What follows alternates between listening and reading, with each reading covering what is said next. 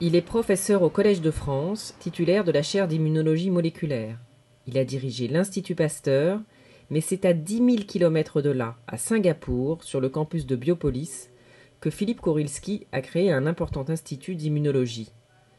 Il est encore stupéfait de l'engagement des Singapouriens en faveur de la recherche. Donc effectivement, ça a été très vite puisque le plan a dû être accepté mi-2006, ou avril ou mars, mai 2006. Les locaux ont ensuite été identifiés. Biopolis, ça a poussé comme un champignon. Et donc, c'est un an après, un an et demi après, que 6000 m² de laboratoire totalement équipés ont été mis à disposition.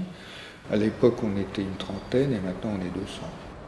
En 2 ans et demi, 3 ans, on a agrégé, si vous voulez, une vingtaine de groupes de recherche, d'immunologistes qui viennent de tous les pays du monde, qui chacun pilote évidemment des groupes de 5 à 10 personnes. Ça fait un total de 200 personnes à peu près, et ça s'est développé extrêmement vite.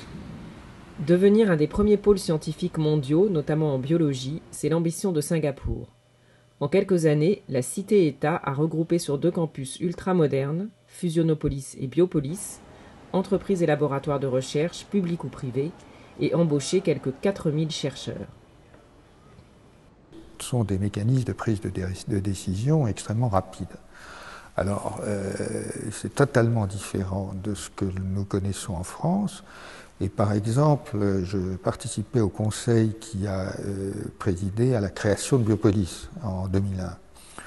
Je me souviens très bien de la tenue du conseil, c'est-à-dire que le matin, le conseil international s'est vu présenter le projet. Il a bien entendu béni le projet qui était très, très intéressant et excitant.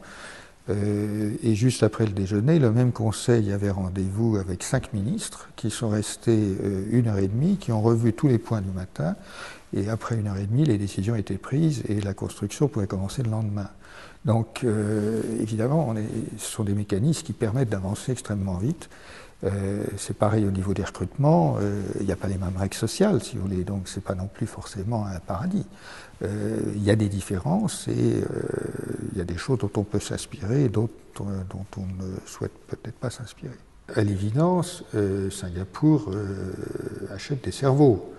Il n'y a pas suffisamment de ressources internes dans Singapour pour développer à cette vitesse un effort de recherche de cette importance. Tant que je sache, l'intention n'est pas du tout de devenir 100% singapourien. Il y a une véritable volonté d'internationalisation et de culture internationale.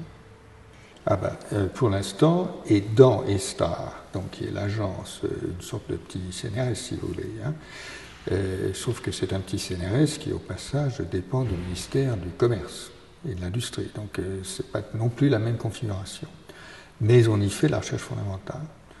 Donc si vous voulez, dans ce dispositif, qui n'est pas le même que le dispositif universitaire, mais dans ce dispositif, oui, la totalité des frais de recherche sont couverts. Donc il n'y a pas à passer de temps à chercher des contrats à l'extérieur. Il y a une sorte de philosophie d'utilité de la recherche. Ce qui personnellement ne me choque absolument pas, puisque ayant travaillé et dirigé l'Institut Pasteur, il y a une philosophie d'utilité dans la recherche pasteurienne.